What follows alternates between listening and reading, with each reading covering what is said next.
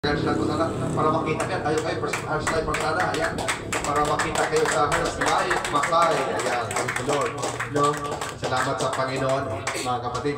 I pray na kayo naman ang makabisita sa amin sa Pastrana. Amen? So, kayo naman ang makarating doon. So, salamat sa Panginoon.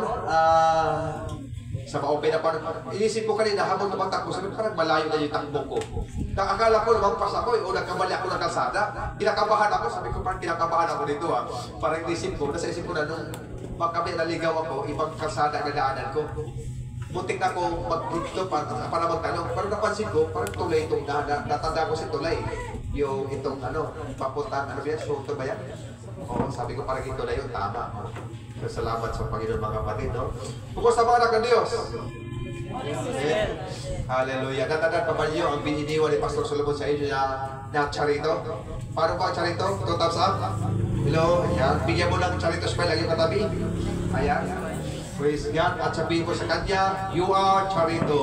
Amen. Sabihin mo sa iyong sarili, I am charito. Yung charito po, ito yung sinabi ko na sa unang pagkakataon. Pagpunta ko nung last dito is, yung charito ay Greek word po yun.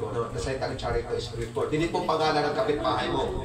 Si charito hindi po. Ang charito po ay Greek word na kung ang ibig sabihin, you are blessed and highly favored. Sapagkat kapag ikay ng Kristo, nasa iyo ang buong pabor ng ating Panginoon. Ikaw ay pinagpala sapagkat ikaw ay charito. So, pag ikaw ay charito people, lagi kang masaya. Charito people ay lagi kang may galak sa puso in spite man sa mga hamon sa buhay. No? Siguro hindi nyo halata sa mukha ni Pastor Solomon na may mga pinagdaanan. Ang pamilya namin ngayon ay may kami pinagdaanan. Yung mama ko is, itong 25 ay operahan siya ng kidney na naka-schedule.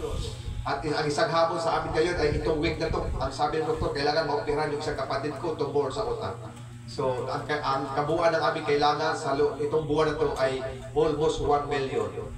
500,000 sa kapatid ko, 300,000 sa mama ko. Wow, very challenging. No? Pero alam natin na sa ganun pa man, bagamat malaking hamon sa harapan natin, pero sa Diyos, ang Diyos natin makapangyarihan. Amen.